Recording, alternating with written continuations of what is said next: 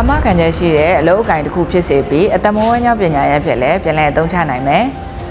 အလုပ်တစ်ခုတော့ရှိနေပြီးသားဆိုပေမဲ့ပညာရေးအသစ်တစ်ခုကိုသင်ယူပြီးအပေါ်ငွေထပ်မံရှာဖွေခြင်းတဲ့သူတွေရောရှိမလားရန်အာမခံကနေဖွင့်လှစ်တင်ကြားပေးနေတဲ့အာမခံအေဂျင့်တင်နန်းမှာဆိုရင်တော့အာမခံအကြောင်းတွေလူသိပိုများလာစေရေးအာမခံအကာအကွယ်များကိုကောင်းမွန်စွာသိရှိနားလည်အသုံးချနိုင်ရင်းနဲ့အလုပ်ကိုင်ခွင့်လန်းများစွာပေါ်ထွက်လာရေးတို့အတွက်ရည်ရွယ်ကတင်ကြားပေးလျက်ရှိပါတယ်အရေးချင်းပြေးဝတဲ့အာမခံကိုယ်စားလှယ်တယောက်ဖြစ်ရည်တည်နိုင်အောင်အတွေ့အကြုံရှိပြီးကျွမ်းကျင်တဲ့ဝါရင်ဆရာမကြီးများကနေအာမခံပညာရေးများကိုလေ့ကျင့်သင်ကြားပေးနေပါတယ်။ဒါကြောင့်အာမခံပညာရေးများကိုအသေးစိတ်နားလည်တကြွပြီးဝင်ငွေလမ်းကြောင်းတစ်ခုအဖြစ်ပြန်လည်အသုံးချလိုသူများအမြန်ဆုံးလာရောက်ဆင်းပေးသွင်းလိုက်ပါ။